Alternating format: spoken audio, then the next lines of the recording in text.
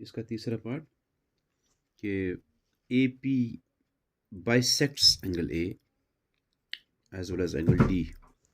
Angle A को और angle आपको दिखाना है ए पी जो है वो बाइसेक्ट करता है एंगल ए को, और आगे चल के एंगल डी को। एंगल डी का मतलब डी पे बहुत सारे एंगल बन रहा है, पॉइंट डी देखो, ये एंगल, लेकिन डी इसके कहने का मतलब है कि जो ट्रायंगल थी बी डी सी उसमें जो एंगल डी बन रहा है बी डी सी में, ऐसे ट्रायंगल बी डी सी नहीं डी बी सी, यहाँ डी है, यहाँ बी है और ये सी है, इसमें ये एंगल मतलब है डी।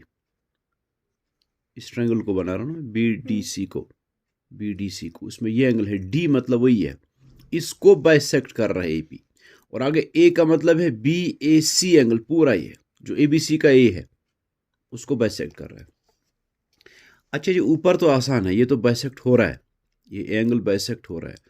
बाइसेक्ट का मतलब है जो दो हिस्से इसको हुए ना, इस ए पी के ड्रा करने से एंगल को दो हिस्से हो गए, दोनों इक्वल है। दोनों इक्वल क्योंकि ये देखो, ये हिस्सा ये भी एंगल है ना, और ये हिस्सा ये भी एक एंगल है।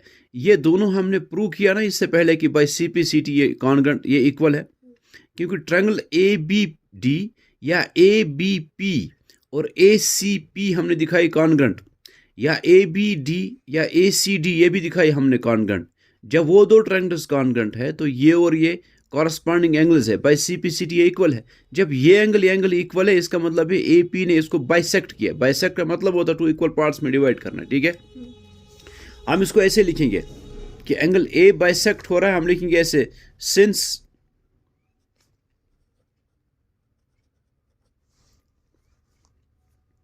Triangle A B D is congruent to triangle A C D. A C D और ए बी डी, आप ए बी पी भी लिख सकते हो, लेकिन हमें इतना भी जरूरत है इसे, हमें असल में इस एंगल की बात करनी है। देयरफॉर इसको क्यों ये कॉन्ग्रुएंट है, इसको लिखना है आपको प्रूव्ड अबव, ये हमने प्रूव किया ना इससे पहले पहले पार्ट में। फिर आप लिखेंगे therefore by C P C T, ये जो एंगल है इतना सा B A P B A D, angle B A D, angle B A, वो बराबर होगा एंगल सी ए डी के, यानी ये एंगल इक्वल है।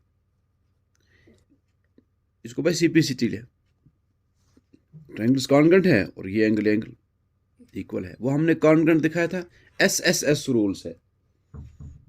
उसके बाद हमने लिखा था ये एंगल इक्वल है, ठीक है। अगर यही पार्ट सिर्फ प्रूव करना हो, बाकी नहीं हो, तब हमें प्रूव करना पड़ेगा पहले ये दो ट्रायंगल्स कॉन्ग्रुएंट है। लेकिन हमने दिखाई है एक बार उनको कॉन्ग्रुएंट, फिर हम लिख सकते हैं कि कॉन्ग्रुएंट है, इसलिए by C P C T ये एंगल बराबर है, इसका मतलब है ए पी ने बाइसेक्ट किया इसको। बाइसेक्ट का मतलब होता है इक्वल पार्ट्स में डिवाइड हुआ, ठीक है जी। हुआ पहला पार्ट, ये बराबर है, therefore A P bisects, hence A P bisects angle ए, ठीक है। अब हमें आगे प्रूव करना है एंगल डी को भी बाइसेक्ट कर रहा है। एंगल डी को बाइसेक्ट करने का मतलब भी वही है कि ये एंगल और ये एंगल बराबर है। जो दो हिस्से हो रहे हैं ना ए पी की वजह से एंगल डी को, एक ये हो रहा है एक ये हो रहा है, ठीक है ना। इसके ड्रा कर, एंगल डी पूरा ये था, यहां से यहां तक ये ड्रा किया तो दो हिस्से हो गए। अब दोनों दिखाने बराबर, अगर दोनों बराबर है तो हम कहेंगे बाइसेक्ट हुए। बाइसेक्ट में फिर बता रहा हूं कि टू इक्वल पार्ट्स में डिवाइड हुए। अब ये एंगल कैसे बराबर है, उसके लिए इस ट्रायंगल को और इस ट्रायंगल को दिखा कॉन्ग्रुएंट है। ये ट्रायंगल कैसे कॉन्ग्रुएंट है, मैंने बीडीसी को यहां बनाया है, ये जो बीडीसी ट्रायंगल है उसको मैंने यहां बनाया है। देखो ये बीडी और डीसी इक्वल है ना, क्योंकि ट्रायंगल है ना आइसोसेलेस। आइसोसेलेस ट्रायंगल में जो इक्वल साइड्स होते हैं उनके जो अपोजिट एंगल्स होते हैं ना वो भी इक्वल होते हैं। इसका मतलब ये एंगल इसके बराबर है। यहां देखो आप, ये एंगल और ये एंगल इक्वल है, ठीक है जी। ये लिखेंगे हम in triangle B D P, हम बी डी पी को और डी सी पी को दिखाएंगे, and triangle D C P, इन दो ट्रायंगल्स में ये एंगल डी बी पी इसका नाम रखेंगे, D B P is equal to D C P, angle DCP क्यों ये इक्वल है, इसको लिखना है, वही रीजन है, angles opposite to the equal sides of a triangle और इक्वल, ठीक है। और अच्छा, इन दो ट्रायंगल्स में ये BD और DC इक्वल है ना, क्योंकि BDC खुद एक आइसोसेलेस ट्रायंगल है, उसमें ये साइड इक्वल है, तो हम लिखेंगे also BD is equal to DC, क्यों, equal sides of an isosceles triangle, हम लिखेंगे इसको गिवन है क्योंकि आइसोसेलेस ट्रायंगल है, यही दो उसमें इक्वल है। और ये BP और ये PC भी इक्वल है। आपको पता है ये क्यों इक्वल है, ये हमने प्रूव किया हुआ है।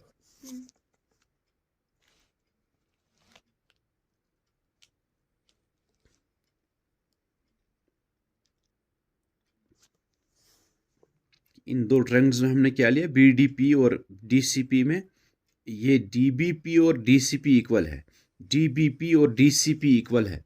क्यों इक्वल है वो मैंने आपको समझाया यहाँ, क्योंकि ये BDC एक आइसोसेलेस ट्रायंगल है, उसमें ये साइड ऐसे, जब मैंने यहाँ भी बनाया ये साइड इक्वल है, उनके अपोजिट एंगल्स है, ये इसका अपोजिट एंगल और ये एंगल इस साइड का अपोजिट है, इसलिए ये दो इक्वल होंगे, वही मैंने यहाँ लिखा है, ठीक है। और फिर BDDC इक्वल है, BDDC क्यों इक्वल है, इसलिए कि BDC तो एक आइसोसेलेस ट्रायंगल है ना, जो मैंने यहाँ भी बनाई है, उसमें यही दो साइड्स तो इक्वल है, वो क्यों है। और फिर BP और PC इक्वल है, ये देखना है क्यों है, BP और PC क्यों इक्वल है, BP और PC, इसको हमने प्रूव हालांकि किया हुआ है, हमने ये प्रूव किया था ना, ABP, ये ABP और ACP कॉन्ग्रेंट है दूसरे पार्ट में, तो भाई CPCT ये और ये इक्वल है ना। अब इसको रीजन देंगे ऐसे, because triangle ABP is congruent to triangle ACP, ये दो ट्रायंगल्स कॉन्ग्रेंट है, therefore by CPCT BP will be equal to PC, BP PC equal होंगे। अच्छा, कितनी चीजें आ गई, एक तो एक एंगल आ गया, ये एंगल इक्वल है, और इस ट्रायंगल का ये साइड और इस ट्रायंगल का ये साइड इक्वल है, इस ट्रायंगल का ये साइड और इस ट्रायंगल का ये साइड इक्वल है, दो साइड्स और इनके बीच में एक एंगल इक्वल है, तो हम कह सकते हैं therefore triangle BDP is congruent to triangle DCP, SAS rule से, साइड एंगल साइड से, ठीक है ना। तो बाय CPCT फिर ये एंगल और ये एंगल इक्वल होगा ना, ये जो यहां बन रहा है और यहां बन रहा है, ये एंगल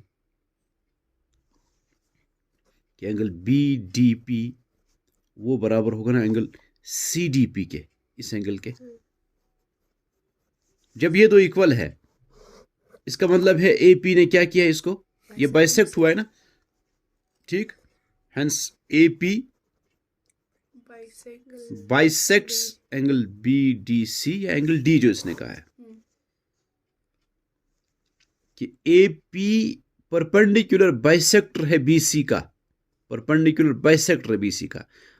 परपेंडिकुलर का मतलब यहाँ ये एंगल 90 प्रूव करना, 90 बन रहा है, बाइसेक्ट का मतलब BC बाइसेक्ट हो रहा है, उसके टू इक्वल पार्ट्स में वो डिवाइड हो रहा है, मतलब BP और PC हमें दिखाना इक्वल है, वो तो है ही इक्वल, क्योंकि ABP और ACP कॉन्ग्रेंट है, by CPCT BP PC equal है ना, तो इसका मतलब बाइसेक्ट तो हो रहा है। अब दूसरा पार्ट क्या दिखाना है, परपेंडिकुलर पे, परपेंडिकुलर के आप देखो ये एंगल भी इक्वल है, इसलिए कि ये ट्रायंगल और ये ट्रायंगल अभी हमने प्रूव किया ना कॉन्ग्रेंट है, बाय CPCT ये एंगल इक्वल होगा ना, हम लिखेंगे, लेकिन इन दो का सम कितना है, ये लेकिन है लीनियर पेयर, इन दो का सम 180 है, तो इक्वल है, इसलिए एक दोनों 90 होंगे, क्योंकि इक्वल एंगल्स का सम 180 होगा, एक 90 दूसरा 90 भी होगा ना, ठीक, वही मैं लिखूंगा यहां मैं उसको लिखता हूं कि एंगल, देखो आप लिखेंगे कि triangle BDP is congruent to triangle CDP, ये अभी हमने प्रूव किया, ना हमने, therefore BP is equal to PC by CPCT, इसको लिखना है यहां प्रूव्ड एबो, जो हमने प्रूव किया अभी है, बाय CPCT ये इक्वल है, जब इक्वल है तो इसका मतलब बाइसेक्ट हुआ है BC, पी पर बाइसेक्ट हुआ, यानी ए पी ने बाइसेक्ट किया। हमें प्रूव करना है ये परपेंडिकुलर बाइसेक्टर है, बाइसेक्ट भी कर रहा है, परपेंडिकुलर भी बन रहा है, 90 भी बन रहा है यहाँ। दूसरा आप लिखेंगे angle A P B, A P B ये एंगल है ए पी बी, वो बराबर होगा angle A P C, P पर जो इधर से बन रहा है वो भी by C P C T, क्योंकि ट्रायंगल्स तो कॉन्ग्रुएंट है ना, ये ट्रायंगल कॉन्ग्रुएंट है ना, इसलिए ये एंगल एंगल इक्वल होगा। ठीक है। अच्छा आप लिखेंगे but angle A P B plus angle A P C is equal to 180। क्यों है? रीजन क्या देंगे? लीनियर पेयर है। अच्छा वहां से है तो दोनों इक्वल, इसलिए आप ए पी बी लिखो या ए पी सी लिखो,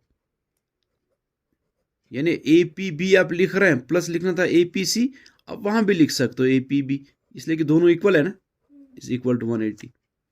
ए P B plus A P B twice angle A P B is equal to 180। समझ में आ रहा है ना, दोनों सेम है ना। तो एंगल इसका मतलब A P B is equal to 2 को ट्रांसपोज करेंगे 180/2, तो angle A P B is equal to 90 degree.